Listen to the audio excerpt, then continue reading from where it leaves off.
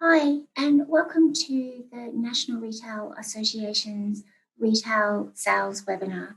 My name is Susie Glover, and I have been working here with the National Retail Association for about 4 years or a little bit over. Time has flown.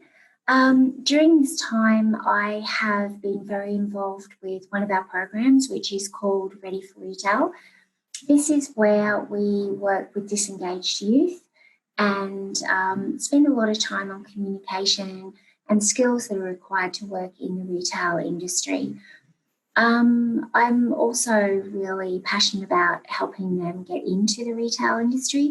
So we do a lot of work experience programs and we have had a lot of success with that, especially during the coronavirus time. We've had a lot of students that we've been able to engage at Woolies and at Coles and are doing really well there and are already working through some different departments. I'm a really big believer in making sure that the environment that we're in is comfortable, positive, and that we show a lot of understanding to the situation that some of our students may be in. So that's a little bit about me, but now I'd like to start with you on the retail sales webinar. So first we have a few learning outcomes that we would obviously like to touch on today. And one of those is connecting with your customers. So how do you do that? How do you build that rapport with them? Determine your customers' needs, preferences, and their expectations, because they can be a big gap between what they expect and what we are able to provide. Providing tailored solutions to our customers based on their requirements. Provide alternative options to our customers, particularly when their first preference isn't available. And take opportunities to upsell and cross-sell products and services to maximise the percentage of the transaction that you're having with each of your customers. So first off, I'd like to have a bit of a chat about customer experience. So there is obviously, being in the retail environment, we would all know there's always been that debate about the customer is always right philosophy. But there is definitely no debate about the fact that we need to provide excellent customer experiences and excellent customer service so that our shoppers are going to keep coming back. We need to focus on the story and our point of difference rather than doing a mass-produced and uniform take on service. We need to look at what is something that we can do that is unique to our business and unique to our customer that we can provide for our customer. Now, we talk about customer service and we talk about customer experience. Customer service is a business-orientated philosophy, where customer experience is all about your customer, and it is all about the experience that they are going to have with you in your store.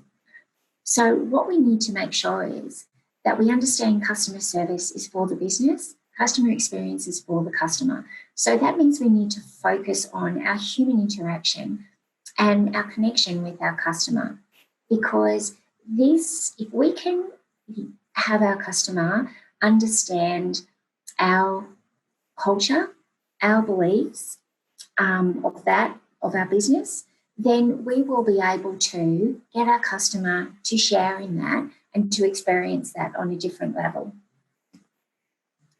So the key things that we have found through research that your customers are looking for is they want a blend of smart technology, but they also want that blended with compassionate people, which means your customers are going to go online and research their products, but ultimately when they come into the store, they're after an experience. So they're going to want to have that customer service, that customer experience, that customer interaction with someone that's going to understand them. They want to be able to give a very positive story about the interaction that they've had with you so that they can share it across their social media. Now, this is amazing because this means our customers are doing the work for us as far as the social media goes. So being able to give them that positive interaction, knowing that they are going to be able to market and on-sell your company, that is a win-win. They want to be valued. They want you to value them. The fact that they are bringing their business in, especially your loyal customers. So ultimately, they want to engage with well-trained salespeople that are going to create a positive impact on their lives. But I want to give you a word of warning. Yes, there are customers who care about anything except the price. However, there are going to be those bargain hunt customers that are not loyal, and if you only sell to them and market to them, you are going to be only one discount away from being an irrelevant store owner. So stay true to your business, and people will buy from those they trust. So in our service industries, human interaction and labour will increasingly become a mark of luxury. So you think about those craft beers that are more expensive than your normal beer. However, because they're crafted, because they have a story, because the customer can research that and believe in that, they are more inclined to spend that extra money for that craft beer. Barista-made coffee. Now, we could have a barista-made coffee machine in our workplace, and the same coffee that we buy from the cafe down the road. However, we are more likely to still go and buy a coffee that we have to purchase that isn't free from work at the barista down the street, because we are getting that human interaction with them. We're more inclined to be buying locally sourced products from organic farms that have a story that we can understand and believe in. So I'm not sure if any of you would remember this ad, but this was not about marketing the brand. It was marketing about the belief, and it was the Dove commercials. So Dove very much market towards women empowerment. So they don't talk about the product, they talk about the empowerment of our females. So this is a really good example. Nike is another good example. Their ads very rarely mention the actual product. They will have a picture at the end of the Nike tick that we all know. However, they will be telling the story, whether it's of a sportsman. The very first ad that Nike put out was of a very old gentleman that was running in the street, running across the bridge.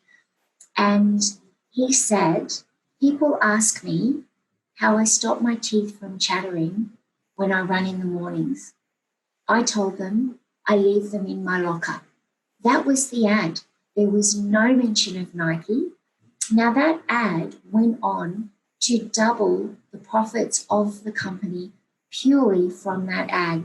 It showed the belief that Nike have in supporting this elderly man that runs every day, rain, hail, or shine, that their shoes weren't built for elite sports people. They were bought for all of us. They were made for all of us.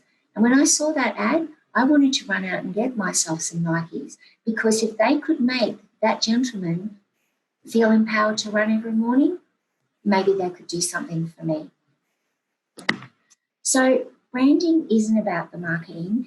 It's about talking about your belief. It's about explaining why you as a company are doing what you're doing. This is a way that our customers can connect with us. We need to engage in a culture, in the culture of our company, and we need to bring our customers along for the ride. It's a set of ideas, beliefs, and a way of behaviour of a particular group at a particular time. So a really good example is the haka performed by the New Zealand rugby team. This team wanted to be able to project what their purpose and culture was. They wanted to be able to share those beliefs with the team, with their supporters. And so every time they play a game of football, they go out there and do that. We all expect it. We all understand The supporters are there rallying behind them because they all share and engage in that culture. Now, the world doesn't always make sense. You think of now with the coronavirus and everything that's been going on.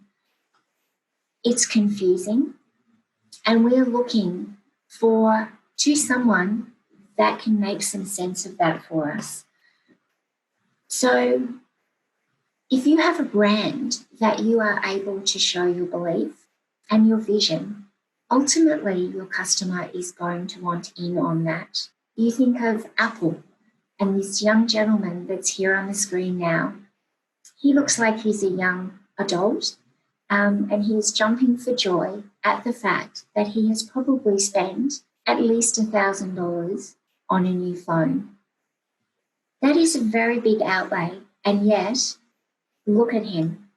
And what the staff are doing is they're cheering him on and congratulating him because they have belief in the product that they are selling.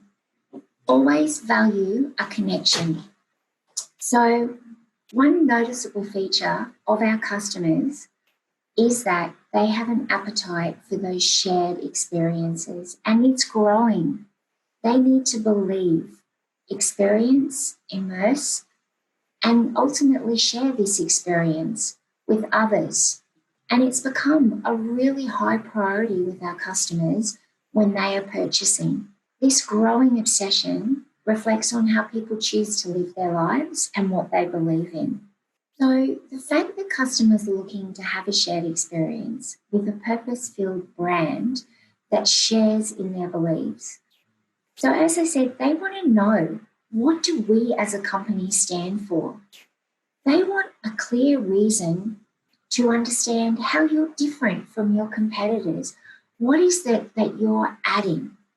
And they will actually pay more to shop with someone that they have a shared belief with, that they engage in that culture with. So yes, if you can show them and involve them in the experience that your company has, one that they can connect with, then they, as I said, will actually pay more. So research shows us that 75% of consumers want to choose a brand and build a connection with that brand that has a clear belief. And like I said earlier, they're willing to pay more for that.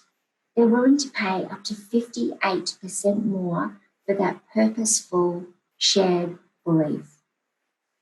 A brand and its people who have a strong purpose not only helps the overall good of its business, but it also helps customers know what they stand for through those purpose-driven actions and shared experiences. There's a few brands here. So the CWA, we all know in Australia what they stand for. So great brands align to people using their platforms, and they do that to make people more powerful. Culturally relevant brands will bring us all together, and the customer experience can be the platform for a customer obsession that all they want is to have Nike shoes. They only want to buy from eBay. They only want to drive a Mercedes-Benz. Whatever it is, as long as they are feeling that shared belief and connection, they will be loyal. So in having a look at this, I started to research some companies and find out which were like 11 top brands that are really good at telling their story and sharing their story with their consumers. Some on there were not a surprise for me, but there were others that I was really surprised with.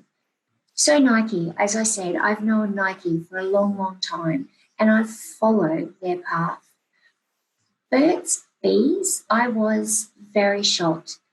They are the ones that do the beeswax candles and lip balm, and it shocked me. I know of them, but I didn't understand how high they were up there in being really good storytellers. Amazon, of course, we all know, and that has been getting stronger and stronger in the marketplace. So As I said, each of these brands have a story. Some of them can be there because they are empowering women. Some of them are there because they're lifting people out of poverty by the way that they're giving back to a certain part of the community or the providing of resources for certain people. Championing a mental health cause in their community, supporting cancer, breast cancer, Pink Day, whatever it is. So there's no shortage of big brands or small brands that are absolutely killing it in that brand-driven storytelling. So what I'd like you to do is, after this, if you have the opportunity to sit down and talk with your team about what is your story? What is it that you offer? Why did you start? What is your passion? And then start to build a story so that you are able to engage with your customer in sharing that belief and sharing that culture so that they're able to have that experience. Now, when it comes to merchandising techniques, there are obviously different approaches depending on the customer that you have. So you may have that merchandising technique where you have a customer that is going to need more information about the product. So you're going to need to be able to question them to find out what it is that they're after so that you can perfectly match that product with their needs. We have our service technique where our customer is in a hurry or they are just quickly looking for something and they've given us all the information. So we just need to service them. We just need to let them know as quick as possible so that we can send them back on their way. You would probably find that your merchandising technique is going to be more with the customer that is not coming in as frequently, the service technique with your return customers, your friendly technique with those customers that are just coming in to browse initially. You may not be able to engage a sale with them the very first time, but if you do engage with them in a friendly way, you will find that you will be the store that they think of next time they're requiring that product because of the connection and the rapport and the fact that you are sharing with them the belief and culture of your store. So they are wanting to come back. They are wanting to share your story, even though they didn't buy anything from you at their initial interaction with you. Now, we need to understand our customers' needs and their preferences and their expectations. So a need is ultimately the customer's reason for having it. Why do they want this product? Their wants and preferences are, it would be nice to have a particular product, a particular brand, something that they've heard about, something that their friends have, something that they've researched. And then the expectations are what the customer is hoping is going to happen. Whether it is just that they're hoping someone is going to acknowledge them when they come in the store and talk to them and ask them some questions about what they're chasing, or whether it's they are hoping that they are going to be able to get everything that they need at the one shop, at the one purchase point. So expectations are based on previous experiences that a customer may have had in the store. It may be previous experiences that someone else has had in the store and has shared with them. So that experience could be negative or that experience could be positive. Marketing promises. What is it we're telling our customers that we're going to do? Are we promising them that they're going to get amazing service, yet when they walk through the door, we're not acknowledging them? Are we telling them that we have a sales team that can answer any question, yet we have people in there that are unexperienced in product knowledge? Could it be that they have based the expectation on that we have actually delivered previously on a promise, or we've delivered on previously on a product with a promise with someone they know? So, or is it just they expect us to deliver on the promises that they've read, that our marketing has said, that we will do better than anyone else, that we will offer 10% if they can show us a price that they can get cheaper somewhere else? So we have to be very careful that we don't just talk the talk, but we make sure that we walk that walk and make sure that we are delivering on our customers' expectations. Now, if we're not sure of what our customer expectations are, that's a good time to start gathering feedback from your customers. So when your customers are at your point of sale area and you have completed the transaction and you've answered any extra questions that they may have before they leave the store, this is a really good moment to touch base with them and ask them how their experience was. Did we deliver on everything that we promised? Find out from your customer and make sure that you share that information with the rest of your team, whether it be negative or positive. Now, product knowledge is very essential to fulfilling that customer expectation. We could have a beautiful store with lovely staff and excellent product. However, if our staff are not understanding the essential skill of product knowledge, then we are missing the beat. So it assists us in matching our customers' needs to the correct product for them. We need to make sure that we are selling with passion and knowledge about these products that we have in store, and again, matching them to the beliefs of our customers. So we need to be ready at all times to answer our customers' questions. If we're unsure of what our customer questions are, go back and talk as a team about what are the most asked questions that you get from your customers, so that at the very least, all of your staff are aware of those answers. If there's some questions that you are unable to answer, then have that specialist that you can go to get that extra bit of information. But you need to know, how does this work? Are these ingredients locally sourced? Does it come in any sizes? How many do you have in store? So gaining that product is really important. Utilizing the product itself is always the best way to get that product information. So tasting it, trying it on, wearing it, looking at how it is presented, talking to your previous customers and gathering their feedback on how this item has worked for them. At the very least, reading the package and finding out where it's from, what is it made of, how do you use it, are there any safety rules? So see if you can apply Rule 3 in your efforts. This means giving the shopper 3 options for their purchase. We all like choice, so why not have our customers get that as well? So this product knowledge will assist in gaining important information and assist in finding an alternative product to match to your customers' needs. If you don't know the brand they're looking for, or you don't have the brand they're looking for, don't let them walk away. Show them you value them. Ask more questions and find out whether it's not actually the particular brand that they're after, it's what they believe that product does for them.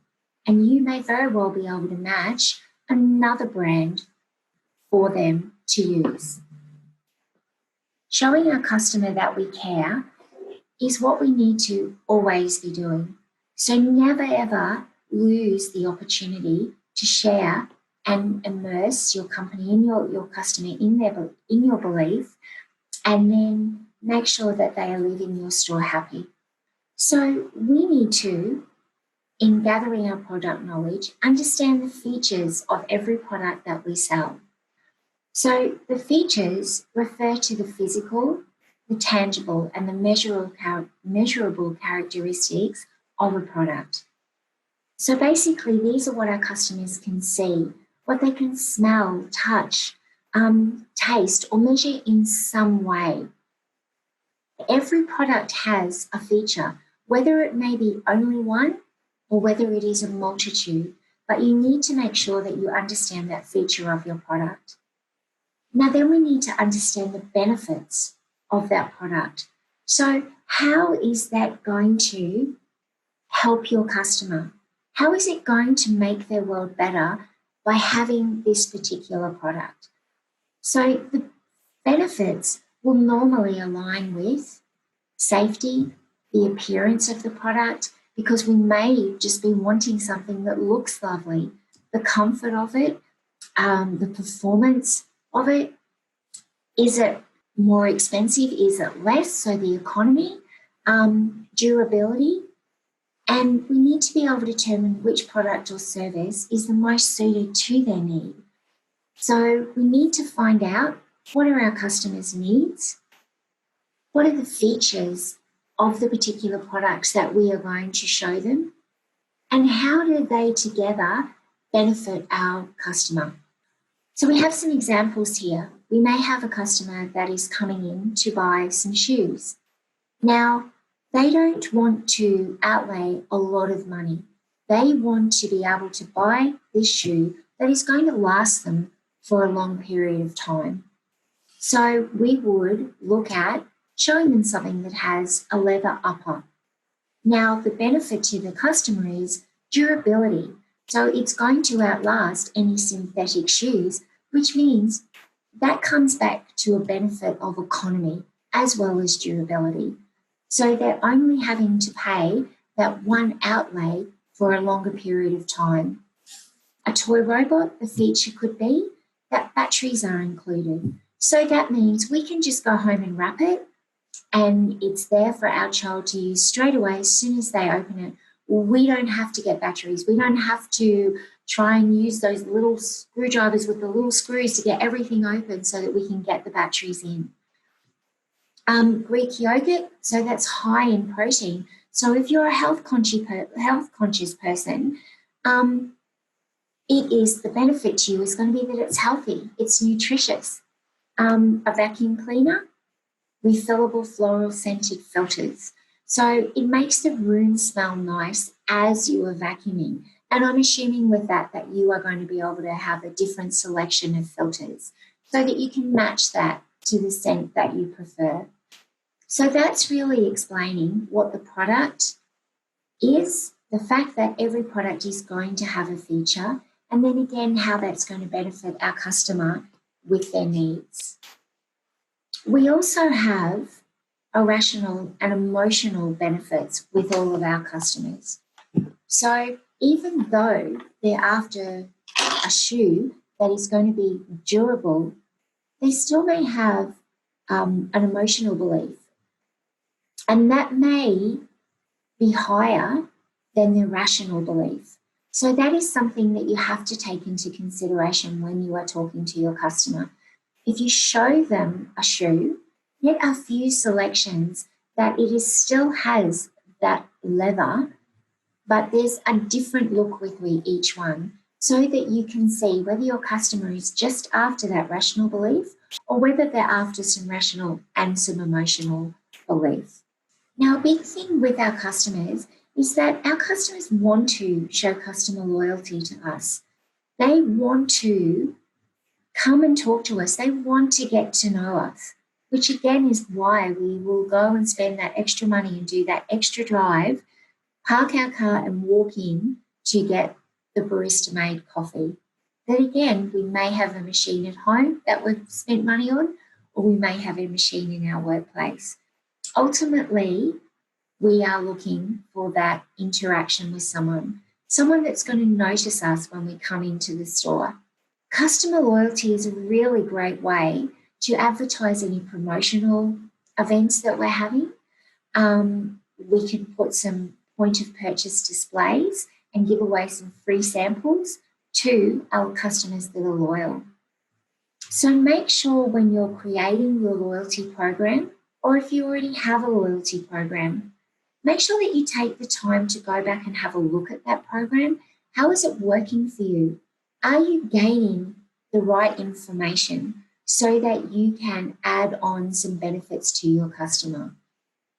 Are you utilizing that information correctly? And have you updated the benefits that you're giving your customer, or are you still doing the same thing that you've been doing for years? So with our customer service, we want to make sure that we're answering our customers' questions and we're going that extra mile. Again, that does match with our customer loyalty. So making sure that we're giving the correct, relevant, up-to-date technical advice, that we are giving specifics about the product, anything special that they should know, how to use it. Maybe it's manufacturer information that we need to give, that it's locally sourced, that it's made here in Australia, making sure that we're giving our customer that information, especially after the climate that we're in and will be coming out of. As customers, we've become more interested in buying Australia-made and locally made so that we have that good feeling about ourselves in rebuilding our country. Any warranty information, you need to make sure you give your client so that if they have to bring it back to you, if they have to send it to the manufacturer, they need to know so that they're not coming in and then you tell them that, sorry, you can't help them. This has to be sent to the manufacturer. Letting them know that maybe they need to take a copy of their receipt. Those little extra things that you can tell your customer because you need to empower them. You have all the information and you should be sharing that with your customers. So I'd like to talk about sales, about your cross-selling and upselling. We need to look for opportunities to inform our customers on products that do complement the initial product that they were coming into, that's going to enhance that original product. It's a better practice to get to know more about your customer before you just start to talk to them about selling more merchandise. They can see through you. So ask them how they're going to use that product, who else is going to use it, and then talk to them about any items that you have that would benefit, that could go with those products that they're buying. Your customer may not engage in buying a particular add-on product at the initial point of purchase. However, if you've explained everything well, that's something that they can come back and get, and making sure that you don't pressure them, letting them know, just letting you know this is here, and talking through how that product works, how that enhances their original purchase. So if this is done correctly, it will enable you to increase your customer sales while you're actually helping your customer at the same time. So the key to upselling or cross-selling successfully is doing it appropriately, doing it at the right time in the right way. If you sell a product that's irrelevant, or you're selling just because you need to get more sales through the door and you're being pushy, that's how you're going to come off to your customer. Then what you do is only fail to convert the customer, and most times you might actually lose that original sale because you've made the customer feel under pressure. So the number one rule here is to always provide value. Yes, getting someone to upgrade their purchase or to buy an additional item will benefit you as a whole. However, you must make sure that the deal you are doing is ultimately the advantage for the customer. So in some cases, shoppers don't have to literally see the value in order to make a purchase decision. Sometimes just by giving them a really good picture or image in telling them about the beliefs, how these features and benefits are going to enhance them and their lifestyle will make a difference. So, for instance, many computer and electronic shops are able to sell extended warranties. That's not something that as a customer you can see. So they are told about the warranties and the insurances because your sales team is able to vividly illustrate any situations that some of your previous customers might have been in, where your previous customer decided not to take the extra warranty. However, little Johnny dropped the laptop and then stood on it trying to pick it up. That's not covered under warranty. Do you have children? Is this something you could see happening? So making sure that you are able to describe the story, that is also relevant to them. So you are making them see the benefits of purchasing that extended insurance or warranty. So being more vivid on how you sell your products using stories or real life examples. Talk about your past customers, obviously not using names, but talk about the stories. Talk about the way that they have had problems and this has been overcome with assistance from you, or feedback that you've received from your customers in, we're so glad that we took that extended warranty because we had this situation happen, and if we hadn't have taken it, we wouldn't have been able to get it fixed. We would have had to buy a new one. So be honest in informing your customer, but again, be honest. So we need to aim to educate our shoppers as much as possible. So when you're talking to them about your beliefs, engaging them in your culture, talk to them about things that really matter. If it's something that is designed or is locally supplied, talk about that. Talk about the names. Where are they from in the district? What did you like about the product? What inspired you to stock that product?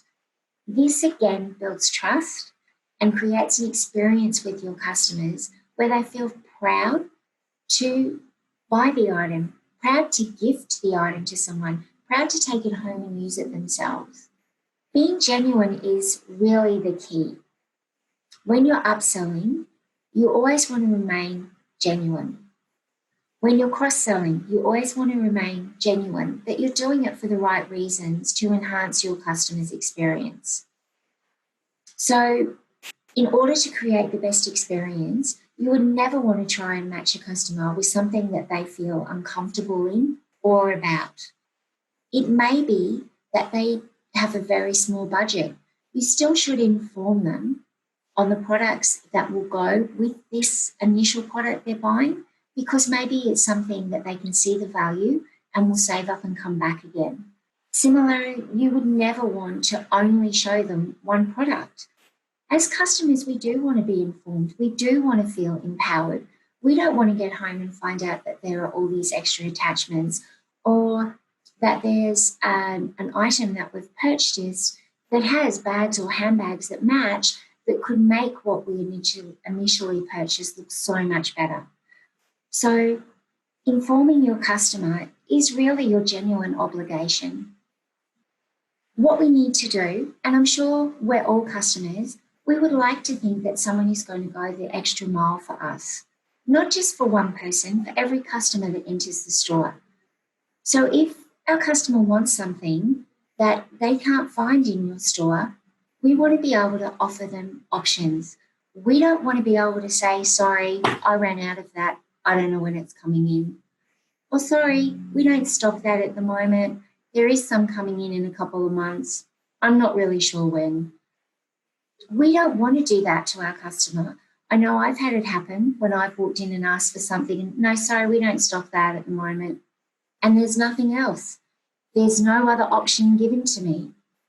So we need to make sure we do more for our customer, whether it's going back and having a look again. Is there just one out in the storeroom that's been overlooked?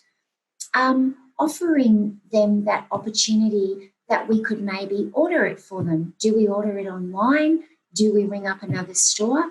Or is the best thing we can do offer them an alternative brand that is still going to deliver on everything they were initially looking for with the product, but it's just a different brand? Informing our customer, because the brand they're looking at, we actually may have a better brand in stock that suits their needs even better. So the only way we're going to know that is through our product knowledge, how brands differ from each other, so that we are able to assist our customer. Most of our customers, even if they're turned down, but we have given them good service, we have offered them alternatives, they will go and share that positive experience with family, with friends on social media. So again, being aware of alternative products for your customers is really important. Another thing that you can do for your customer is reward customers for the added purchase. So giving a little reward, a little incentive, can increase an upsell or cross-selling conversion rate. We need to consider that a lot of companies will do that in the e-commerce world, where they will send their customers something extra, so when they open up their purchase, there's something tiny in there. It could be that it's 10% off the next shop that they have with the online site. It could be that they've just included a little tiny scented candle or a little satchel that is to go in to make their product smell nice. But there usually is something that is included.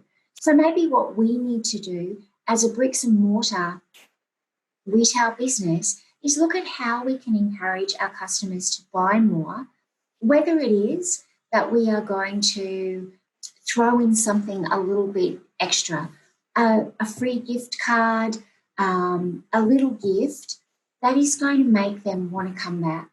It doesn't need to be expensive. It doesn't need to be big. A sample product is always a good thing to do as well. Something else that you sell in your store and you can just give them a little taste of. So the more that we upsell and cross-sell, the more we're going to be doing business with our customer and keeping our customer happy. So we want to make sure that we're just not pitching add-on products, that we are actually doing the right thing by our customer. So we need to figure out their needs, figure out their preferences. Are they rationally beliefs or are they emotional beliefs? Knowing about our product so that we are able to match those features to those beliefs that our customer has. And if we have the opportunity to add on a bit more, but constantly be educating our customers. Something else that is really lovely to do at the end of the purchasing process, is just a little thing at your point of sale register. Double check that you have everything the customer is after. So don't be that salesperson that has heard them say that they have an allergy to avocado, but you've left it on anyway because you are too busy. Make sure that you are delivering on everything that you promised your customer. So be that person that goes back and fixes things rather than have your customer leave the store. Because your customer may not come back to the store because you didn't fix it, and they may also spread some negative words about your store. If you notice that something hasn't been fixed but the customer has left, if you have any way to interact with that customer and get back to them and apologise for that and fix the error, make sure that you always jump on that. So what ultimately I'm asking you to do is put yourself in your customer's shoes. We all like to get that special treatment. We all like to share in our experience. We all like to be rewarded for the loyalty that we're showing. So sometimes when things are a little bit much or you've made a mistake, remember, how is my customer going to feel when they get home and open this and it's not what they ordered, or something that they put down on my counter as a last-minute purchase I didn't add in. Be authentic, be friendly, be real with your customers. Show them who you are. So basically, from our customers' perspective, they want convenient opportunities that you are going to meet their needs with them expending as minimal effort as possible. They want this experience with you to enhance their lifestyle. They don't want to interact with you on your terms. They want you to come and interact with them. So again, they don't want to be told that they're important, but then as soon as they walk through the door, you're ignoring them. They don't want to be told that they're important, but when they ring, they're put on hold for a long time. They don't want to have untrained staff that can't answer their questions. They understand that maybe there's new staff, but there needs to be communication so that they understand that. You will maybe have received feedback from customers that you feel is unfair. And you'll say or think, well, that's not my fault. That was a new person or that was new stock and I didn't know. Explain that to your customer. And so then they know and they're willing to work with you. So what I'd like you to do is think differently. Think differently about the experience you're giving your customer. Think differently about who you are and what you are and how you can engage with your customer. Make sure that you're thinking differently about how you are delivering those customer loyalty points. Are you making sure that you're talking authentically and friendly to your customer and fully engaging with them to find out what their needs for the product are? So, small actions make a big difference. Thanking our customers as they leave can sometimes be massive. Giving small gestures, 68% of customers leave because they don't believe you appreciate them. 68%. So they're not going to come back to you and they will maybe talk to other people about you. So it's the little things that count and produce that customer loyalty. I'd like you to think about the stores that you are loyal to. Why are you loyal to them? What draws you in? What keeps you going back? And so think about how you can bring that across to your business. Meet your customers where they are at. So value your customers' time. Value that they are coming in to purchase from you. And as I said, they will then be even interested in paying a little bit more because they're feeling valued.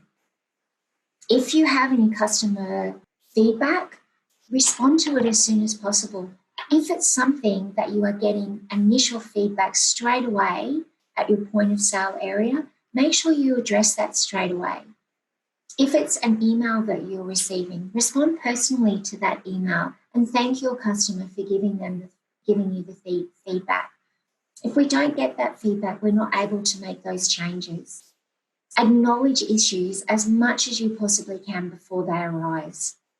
Help those in time of need. This is where, if we are able to champion something, whether it be raising money for something in our community, whether it be for a project that we believe in, if we are going to do that, making sure that we again share that with our customers.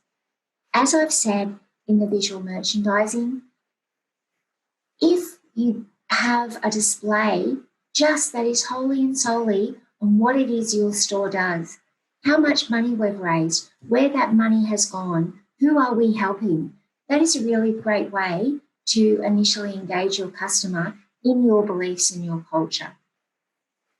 As I said, personally replying to every email where possible is a beautiful touch. It shows your customer that you care. So provide that exceptional customer service. Today's customers has the opportunity to go online and research any product they are after. However, when they're coming into your store, they are after that unique experience that they can't get anywhere else. They want to be delighted at every touch point, the window displays, the walking through the door, being acknowledged as they come in, asking if you can assist them with their needs. How can you go that little extra mile for your customer to make their experience more special and gaining their loyalty? So I challenge you to think differently in how you offer that customer service. It's about strangers having the ability to unite around that shared belief. Remember to create that experience. So if you're going to create that experience, you must create that passion. You must make sure that you train yourself on those soft skills, that interacting with your customer, showing your customer that you care, having that product knowledge, being able to ask those questions to gather more information from your customer so that you are able to show them the correct products to suit their needs. Show them why the business matters, why the customer matters. The first thing that you can do is start with your team. Obsession starts with you and then filters down to your team. So if you want to move your customer to feel better about interacting with you, move your team to feel better about what they do and how they interact with your customers. Ask these questions to your team. What do you feel our beliefs are? What is our culture? What is our relevance in the market? What is the brand power that we have? Do we all share those beliefs and culture? How are we demonstrating those to our customers so that we can get our customers to share in the experience, to share in our culture and values? How do we continue to remain relevant to our customers and continue to build a relationship with our customers? And how can we adapt and regrow in this current climate and make sure that we're keeping that interaction with our customer? Never underestimate the very magic word thank you. Of course, we want to be able to thank our customers when they complete a purchase, but it's not only sometimes just saying thank you, it's also being able to show your appreciation. Now, that could be in thank you, and I hope that you are going to enjoy this product when you go to the beach and use it next Sunday, showing them that we have listened to what they've said. If you have a customer that has made a big purchase recently, that is when it's good to have that opportunity to email them and check how everything's going and to thank them for coming in and sharing in the experience with you. If you have the opportunity to take a survey of your customers, do this as often as you can. It could be something very simple as just checking with your customers before they leave your store. It could be having a survey that is attached to your EFTPOS system. If you have a business where customers are going to need to line up before they can come and get information from you, have a system there where maybe they can answer a few questions on how they found the store. How did they find the store when they came in the store? How are they feeling about the process that has unfolded for them so far? We need to make sure that we are getting these information from our customers because we are not able to hit those perfect points with our customers if we don't understand what their needs or preferences are, what they're wanting from us. So I ask that you remember to place customer experience first, and then you will find that the money will flow. It is a very subtle difference, but it's such an important one because I don't know about you, but good service should always be the normal. Walking out of a store and going, oh my gosh, I just got really good service, and having a customer seem surprised, we want it that all of our customers are walking out getting that great service, that our store has a level that everyone is at, that we are constantly working out how we can make things better for our customer so that ultimately our customer is going to return. I'd like to thank you very much for being involved in today's webinar. As I said, my name's Susie Glover, and should you have any more questions, please feel free to contact me on the email that is attached to the screen, and I will be more than happy to assist you however possible. Thank you again, and I hope you enjoyed the webinar.